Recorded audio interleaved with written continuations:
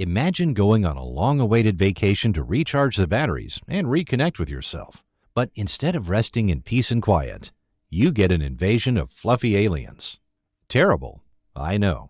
Jack and Sue are a couple in their early 30s without a specific goal in their lives. They live in Brooklyn, and the internet is the main part of their lives.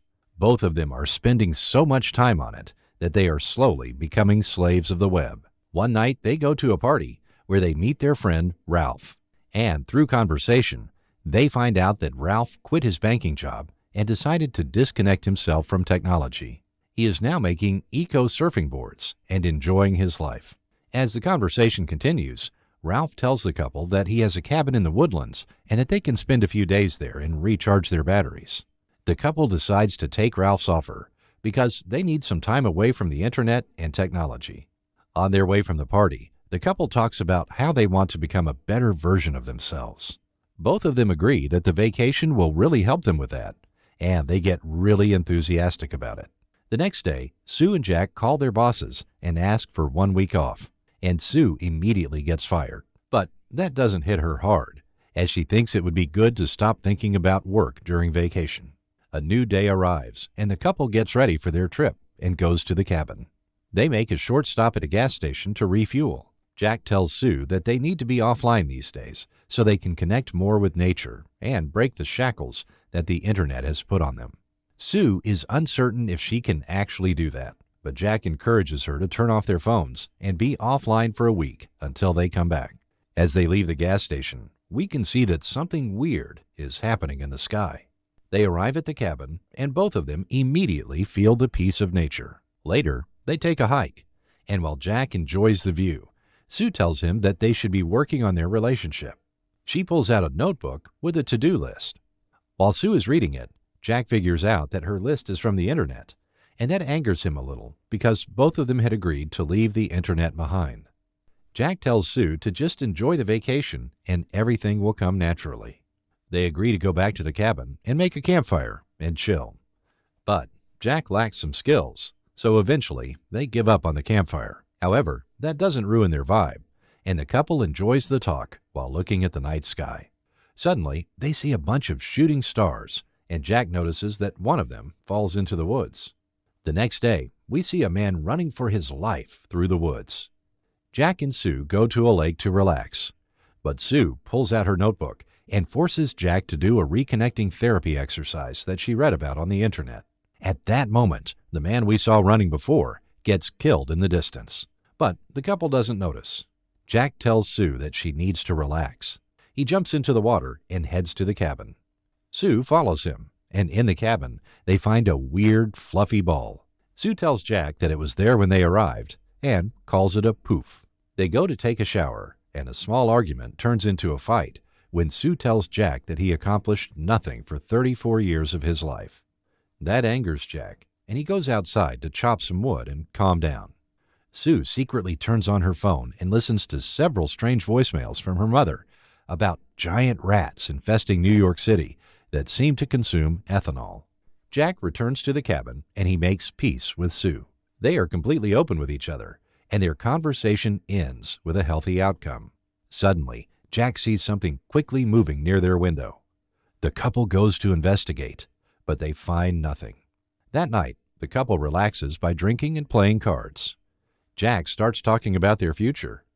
All that talk turns Sue on, and she jumps on him. They start making out, and at the same time, we can see Ralph arriving. But he falls to the ground, revealing a poof behind him. Later, we see the couple asleep. Jack suddenly wakes up and sees a poof on the wall. However, his sleepy brain can't process what he is seeing, so he thinks it's a lion. He starts screaming at it to leave he and Sue alone, and then goes back to sleep. The couple wakes up, and Jack finds out that his sourdough starter is empty and the bottle of whiskey has been drained. He thinks that raccoons somehow managed to get in, and while he is looking around, Sue notices that both bottles have a hole in them. She shows them to Jack, and both of them try to figure out what could be the source of this. They turn around and see that the poof that was in their cabin is now in a different place. Jack tries to move it, but the poof escapes using its tongue. Sue then closes all the windows and tells Jack she used the phone and heard a voice message from her mother about some giant rats that consume ethanol. The couple agrees to use their phones to find out what's happening. They quickly grab them and go to the bedroom. The couple notices that there is no signal, but from Sue's mother's voice messages, they hear that poofs are aliens who feed on ethanol. They have invaded New York, forcing an emergency evacuation. The couple then hears the voice message from Jack's mother and finds out that his family escaped on a boat and that they will spend time on the water to wait until this crisis ends. The couple then gathers all the food they can find.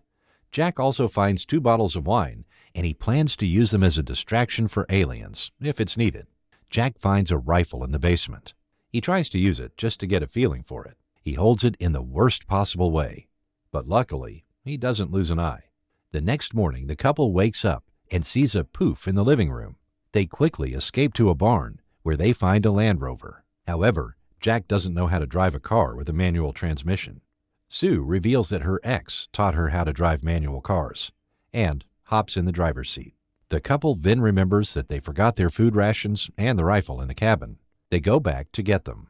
Sue goes into the cabin, while Jack grabs an axe. He sees a poof on the roof and warns Sue. The poof tries to drink gas from the Land Rover, but the Land Rover uses diesel, and the poof flees.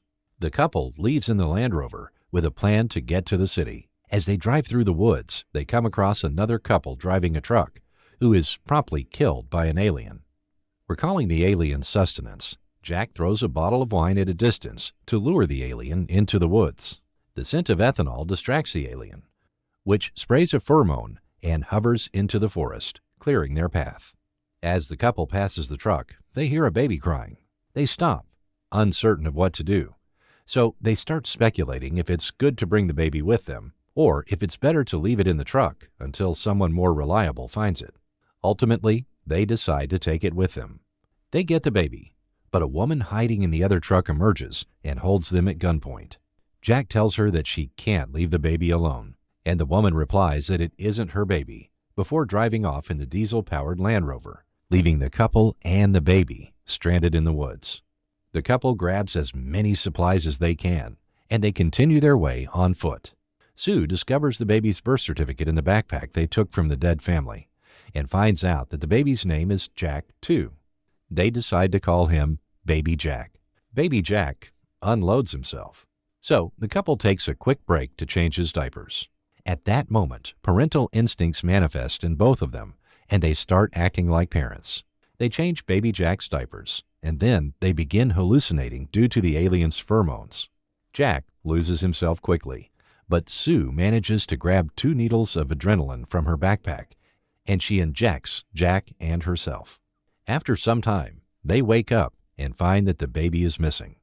At first, they start panicking, but Jack comes to his senses and gets Sue back to reality. They start searching for Baby Jack, and then quickly find him, but with an alien next to him. Sue throws a wine bottle to distract the alien, but that doesn't work, and the alien shoots at Jack with his tongue, tentacle, or proboscis, or whatever. Sue cuts it off with a knife and kills the alien. The couple reunites with the baby, and Jack finds out that his phone saved his life. They soon find a trail, and they continue along their way. They climb to a lookout point and take a break to rest and feed Baby Jack. The couple talks about recent events, and Jack suddenly sees a translucent structure growing out of the ground nearby. They go to investigate it, and Sue discovers that it's surrounded by a force field. Suddenly, Jack's phone starts ringing, and the couple finds out that the translucent structure gave signal to their phones. They quickly call 911, but they are currently unavailable. The couple leaves a message in which they tell them where they are and what happened. Then they check the news and find out that the aliens are everywhere, and that they made chaos on planet Earth.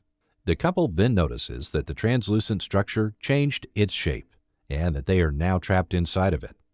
The structure starts rising slowly and ascends beyond the atmosphere into space. However, everyone is calm and in a state of tranquility. The couple then sees bubbles also rising into space from all over the Earth. Jack then asks Sue, "Are we saved?" And the movie ends.